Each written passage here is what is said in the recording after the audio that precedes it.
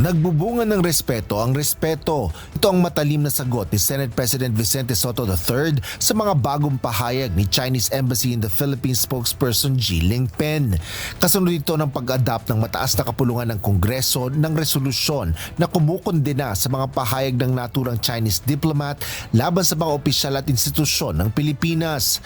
Sa panibagong buwelta ni Ji, mariing tinutulan at kinundena ng embahada ang aniyay anti-China resolution ng Senado.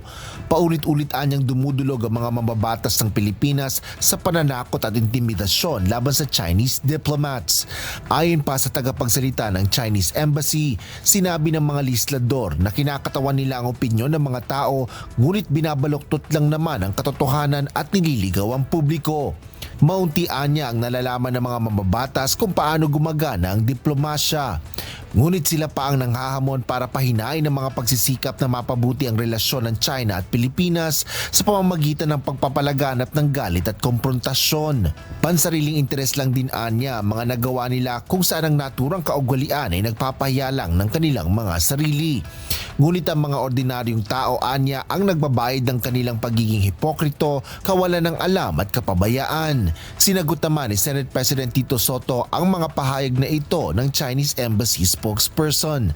Ayon kay Senador Sotto, tila nais patahimikin ng Chinese diplomat ang August Chamber sa pagtawag sa kanila ng mga hipokrito at walang alam sa pamamagitan ng paninindigan sa resolusyon.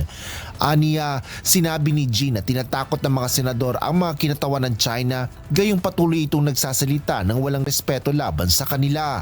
Habang tinawag pa ang resolusyon ng Senado na pawang isang political stunt. Maaari anyang sabihin niya rin ang parehong bagay sa Chinese diplomat na kakaunti lang ang alam niya kung paano gumagana ang diplomacy. Asher Kadapan Jr., UNTV News and Rescue.